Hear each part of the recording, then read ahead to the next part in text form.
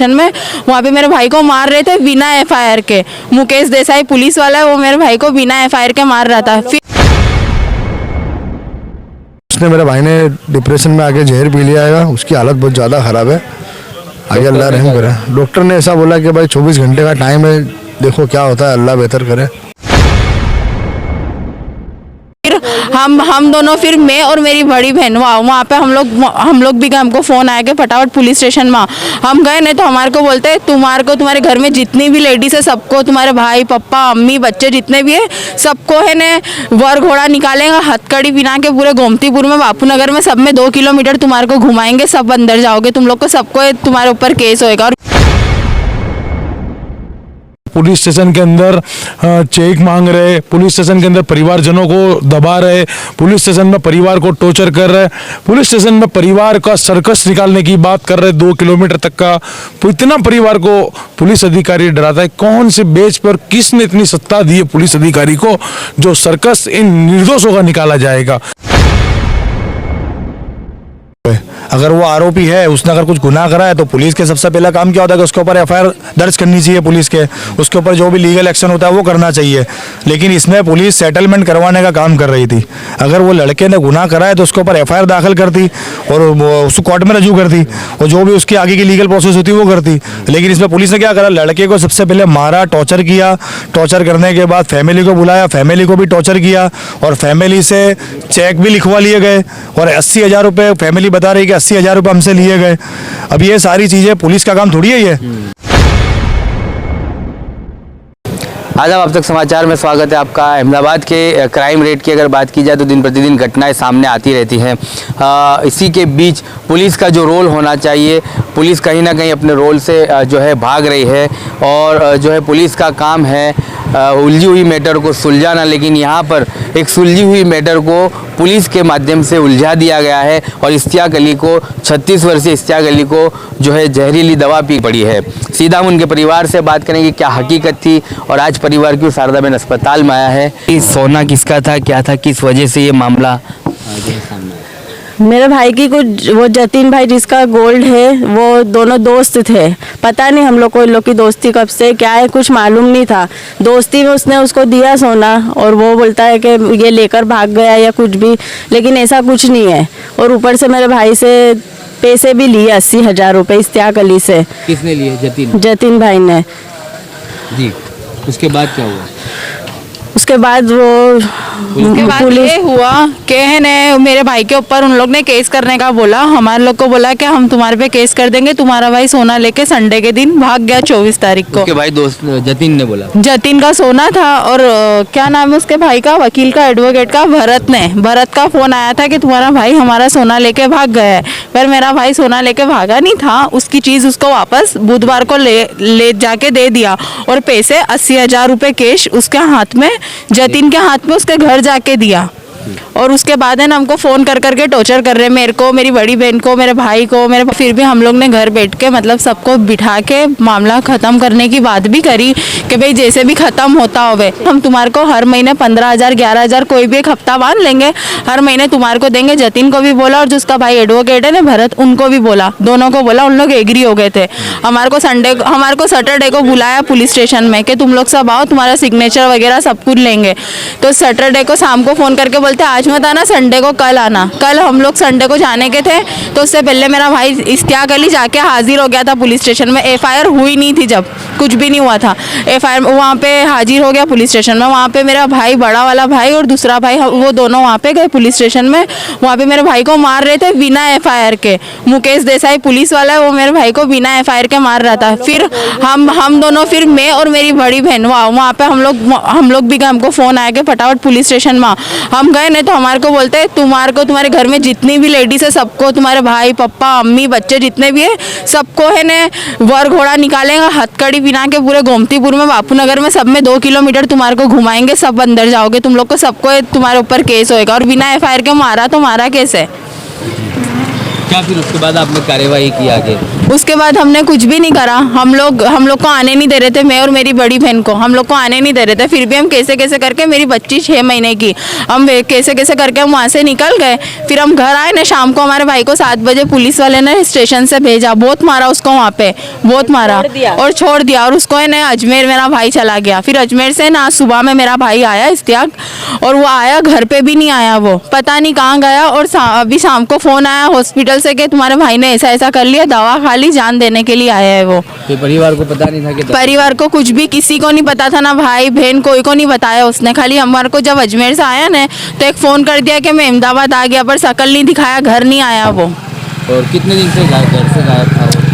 गायब नहीं था वो घर से। घर वालों को पता था अजमेर गया? हाँ, अभी जो गया ना संडे के दिन शाम को अजमेर गया था वो। सुसाइड नोट वगैरह उसने लिखी? हाँ, लिखा है ना उसने, चिट्ठी लिखी है, अभी हमको खबर पड़ी है।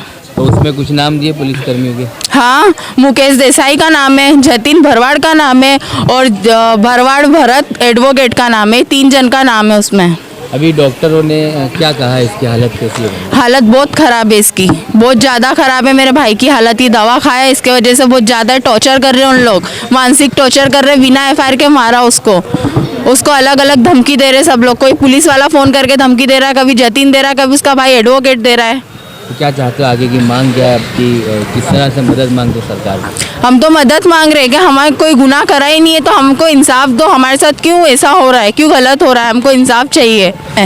जो गुनाह करा है बिना FIR के पुलिस वाले ने मारा है, कोई गुनाह नहीं करा। और सोना भी उसको उसका दे दिया, 80,000 रुपये कैश भी जतिन के हाथ में उसके घर जाके दे के आया है। तो बकाया चेक भी दिए बाकी? हाँ, हमारे चेक भी जतिन के पास पड़े हैं अभी भी। ऐसा चाहते हैं कि हम प्रॉपर्टी देवे, अभी वो ऐसा चाहते हैं कि वो लोग ऐसा चाहते हैं कि हम उनको हमारी प्रॉपर्टी देवे, बेच के या कैसे भी करके प्रॉपर्टी उनको चाहिए। उनका यही बस है कि प्रॉपर्टी बेच के हमारे पैसे देवे। और वो है ना, सोना नहीं था, झूठी वस्तु थी, कुछ हाथ का कड़ा था, बगस रहा है, कुछ ऐसा था, वो ओरिजिनल सोना नहीं है। और बाकी का जितना सोना था वो सब ले जाके वो उसने उसके दोस्त को वापस दे दिया है, कुछ जतिन को, कुछ घर में रखा नहीं है। और अभी वो उसने ना आज की तारीख में जतिन ने कुछ बोला है मेरे भाई को, आज ही कुछ बोलो की बात हुई है, मेरे बड़े भाई को मालूम है, कुछ बोला था, वो प्रेशर में आके उसने दवा पी है।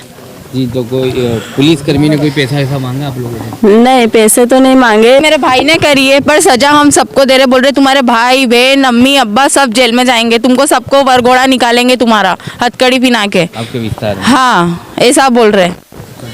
मेरा नाम इम्तियाज़ अली, वारिस अली मंसूरी।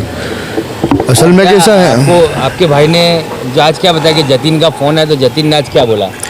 मेरे भाई ने मेरे को ऐसा बताया कि भाई जतिन भाई का मेरे पास फ़ोन आया, कि उससे रूबरू मिला, मेरे को मालूम नहीं है। उसने मुझे कॉल करा, बोले भाई मेरे से कुछ गलतियां हो गई है, उसकी सज़ा मेरे को भुगतनी पड़ रही है। सामने वाला मेरे को रिलेशन में लाना चाहता है कि भाई मैं सब भूल जाऊंगा, तो मेरे साथ रिलेशन में आ जा। जतिन भाई ने उसको ऐसा बोला, मेरे भाई ने मेरे को ऐसा बोला। तो बोले भाई मैं ऐसा नहीं कर सकता। तो मैंने बोला भाई जो तूने करा तू भर, तूने सोच समझ के तेरे को जो ठीक लगे तो वो कर, मैं कुछ तेरे को बोल नहीं सकता हूँ। और दूसरी बात ऐसी है कि जब इसने गुनाह करा था तो इसको हमने पुलिस स्टेशन में सौंप दिया था, तो पुलिस ने कार्रवाई क्यों नहीं करी? पुलिस को कार्रवाई करना चाहिए ना। आज 1 हफ्ता हो जाएगा इस बात को, भाई उसने कच्ची FIR करी, जो भी करा, अर्जी करी, तो उसके ऊपर एक्शन लेना चाहिए ना। हमको लोगों ने प्रेशर कर करके उसको बुलाया, तो हमने तो उसको हाजिर कर दिया पुलिस चौकी में, 2-3 बार छोड़ गया। तो लोग उसको छोड़ते क्यों है? मत छोड़ो, तुम्हारे को जो कायदे से कार्रवाई करना वो करो ना भाई। अब वो क्या बात है, वो आज उसने मेरे भाई ने डिप्रेशन में आके जहर पी लिया है, उसकी हालत बहुत ज़्यादा ख़राब है। आगे अल्लाह रहम करे। डॉक्टर ने ऐसा बोला कि भाई 24 घंटे का टाइम है, देखो क्या होता है, अल्लाह बेहतर करे। क्या मांग है आपकी किस तरह से मदद? भाई सरकार से मदद यही है कि भाई जो गुनहगार है उसको तुम सजा दो, मगर जो गुनहगार नहीं है उसको तो सजा मत दो। उसको क्यों तुम डिप्रेशन में लाते हो, उसको क्यों परेशान करते हो? हमारा क्या कसूर है इसके अंदर, ये बता, हमारी फैमिली का क्या कसूर है? हमसे पूछ के तो दोस्ती करी नहीं थी उसने। अब उनकी दोस्ती हुई तो उनको अपने तक रखना चाहिए ना, दूसरों को बीच में लाने की क्या जरूरत है इसके अंदर? और इसमें जो भी मानसिक त्रास है उसमें जतिन ने पर्सनली इनके घर आके दिया है। ऐसा भी नहीं कि फ़ोन पे आया, पूरी फैमिली को बिठाया, बोले काम करो तुम मुझे 14 लाख दे दो, 15 लाख दे दो, मैटर बच जाएगी। ये लोगों ने सारे चेक दिए। और जिस दिन एग्रीमेंट करने हम लोग गए तो उस टाइम पे उसको कस्टडी में लिया, बिना FIR के उसको बहुत मारा, उसके हाथ वाथ में सब जगह तकलीफ थी। फिर पता नहीं पुलिस वालों को, हम घर आ गए, हमको बोले जा, हमको लगा FIR हो जाएगी। थोड़ी देर बाद देखा तो वो भी घर आ गया। उससे फिर पूछा कि भाई तू घर क्यों आया, तो उसने ऐसा बताया बोले कि मेरे को अजमेर भेजा है पुलिस वालों ने, किस लिए भेजा उसने वो नहीं बताया। फिर वहाँ से अजमेर तो रिटर्न वापस आया, तो आने के बाद वो खाली इतना बताया उसने कि मैं अजमेर से आ गया हूँ। उसके बाद इतना बड़ा कदम उठा लिया, इसके बारे में भी हमको नहीं पता था। इनके कोई दोस्त को पता नहीं कैसे उसने कांटेक्ट करा, तो वो यहाँ हॉस्पिटल में लाया, उसके बाद उसका ट्रीटमेंट चालू है। आपका क्या रिश्ता है इश्तियाक से? ये उसका बड़ा भाई मेरा फ्रेंड है, घर जैसे हमारे रिलेशन है, दोस्त है, दूसरा कुछ नहीं। चलिए, इन तमाम जो है घटना के बीच एसडीपीआई की टीम रात के 2 बजे है अभी यहाँ पर शारदा में अस्पताल पे है, और कांग्रेस से आमिर खान पठान भी है। इन दोनों से भी हम बात करेंगे कि कानूनी कार्यवाही किस तरह से इन परिवार के साथ लड़ी जाएगी और आने वाले दिनों में किस तरह से इनकी तरफ से इनको मदद मिलेगी। जी, सबसे पहले तो पुलिस सबसे पहले सवालों के घेरे में हर मर्तबा गुजरात की पुलिस रही है।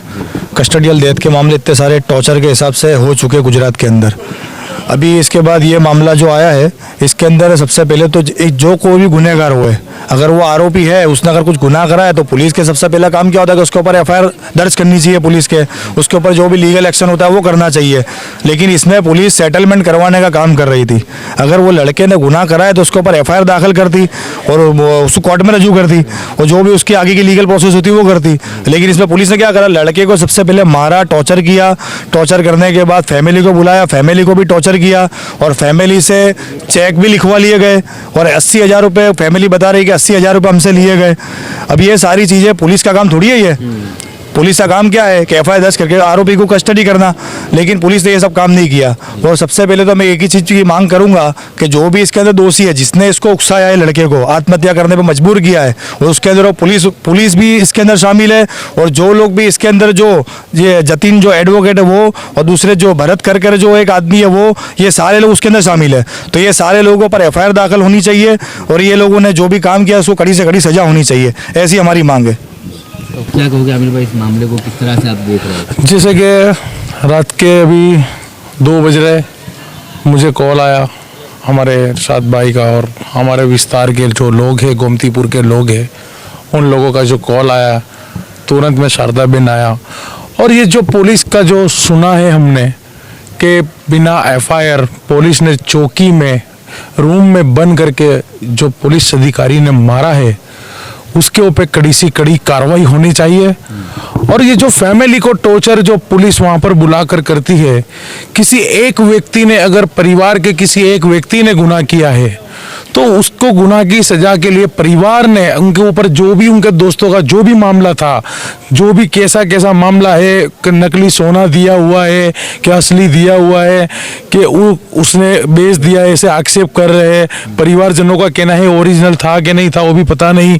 परिवारजनों से चेक मंगाकर पुलिस स्टेशन के अंदर चेक मांग रहे, पुलिस स्टेशन के अंदर परिवारजनों को दबा रहे, पुलिस स्टेशन में परिवार को टॉर्चर कर रहे, पुलिस स्टेशन में परिवार का सर्कस निकालने की बात कर रहे 2 किलोमीटर तक का।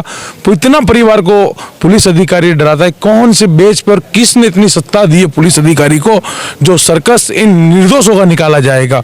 जो मासूम उनके छोटे छोटे 6 महीने के बच्चे, उनकी घर से जो उनके महिलाओं को जो परेशान किया जा रहा है, जो परिवारजनों ने आज हमें जो बात बताई है, वो परिवारजनों के लिए हमें पण बहुत दुख है कि गुजरात पुलिस को ऐसे कदम नहीं उठाना चाहिए, परिवार को टॉर्चर नहीं करना चाहिए। एक मुस्लिम परिवार है, एक सामने एक जो है दोनों मुस्लिम और नॉन मुस्लिम मेरा भाई जोनू, वो दोनों की दोस्ती थी, वो दोस्ती उनके तक रहना चाहिए। इसमें परिवार को और कम्युनिटी पे कहाँ आना चाहिए? इसमें कम्युनिटी के नाम से क्यों दबाना चाहिए? और पुलिस क्यों वहां पर बुलाकर परिवार को प्रेशर डाल रही है? और इसको बिना एफआईआर इसको मारा। अगर एफआईआर भी होती है तो संविधान ये इजाजत नहीं देता पुलिस को कि उसको बंद रूम करके मारे। पुलिस की ऐसी कार्रवाई नहीं होनी चाहिए। और जिसने ये पुलिस अधिकारी, जो भी अधिकारी हो, नरोड़ा के विस्तार के अंदर चौकी के अधिकारी, पीएसआई हो के, एसआई हो के, जो भी कांस्टेबल हो, जिसने भी ये काम किया है उससे कड़ी से कड़ी उसको सजा होनी चाहिए। जो हर्ष संघवी जी जो गुजरात के होम मिनिस्टर है, उन्होंने कहा है जो गुनाह करेगा वो कानून के दायरे में नहीं बचेगा।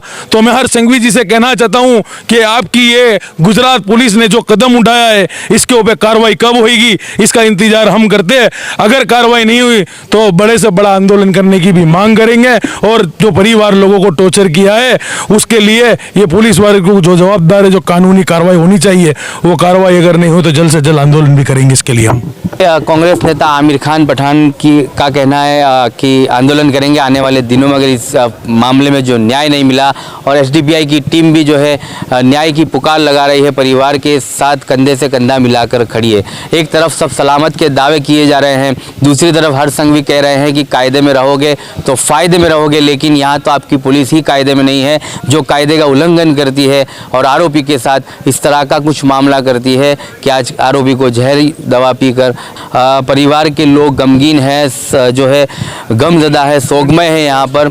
और किस तरह से इनके जो है एक जवान बच्चे को जहर पीकर परिवार का दर्द जो है परिवार ही समझता है, लेकिन कायदे की जो है रक्षा करने वाले ही इस तरह की अगर घटनाओं को अंजाम देते हैं तो आने वाले दिनों में कोर्ट को भी इस तरह का जो है मामलों का संज्ञान लेना चाहिए और ऐसे पुलिसकर्मियों पर कड़े से कड़क जो है सज़ा होनी चाहिए। अब देखना ये रहा कि किस तरह से इस मामले को आने वाले दिनों में जो है पुलिस, गुजरात पुलिस देखती है, हर संघ भी देखते हैं। इन लोगों की मांग है कि सरकार हमें इस मामले में न्याय दे। हाँ, अभी परिवार के जनों से जानकारी मिली है मुझे कि गोमतीपुर विस्तार के पटेल मिल विस्तार में जो उन्होंने जहरी दवाई पी है, सुसाइड करने की कोशिश की है, और डॉक्टर से मैंने यहाँ पर आकर बात की। 72 हर्स क्रिटिकल पेशेंट का बताया है कि 72 कलाक पेशेंट की कंडीशन बहुत गंभीर है, अभी कुछ कह नहीं सकते, अंदर जहर बहुत सारा भरा हुआ है। तो मैं गोमतीपुर पुलिस से भी मैं अजीज़ाना गुजारिश करता हूँ कि इनके साथ जो हुआ है उनको इंसाफ मिले, ऐसा पुलिस कार्रवाई करे। मेरे विस्तार की गोमतीपुर पुलिस पे प्राउड फील है, हमें गुजरात पुलिस पे भी प्राउड है। बाकी जिसने अगर ये गुनाह किया है तो गोमतीपुर पुलिस स्टेशन इसको जल्द से जल्द देखे और इनको इंसाफ दिलाए, ऐसी मेरी मांग है टीवी राणा साहब से और गोमतीपुर के सारे पुलिस कर्मियों से मेरी मांग यही है कि इनको इंसाफ मिले। जय हिंद।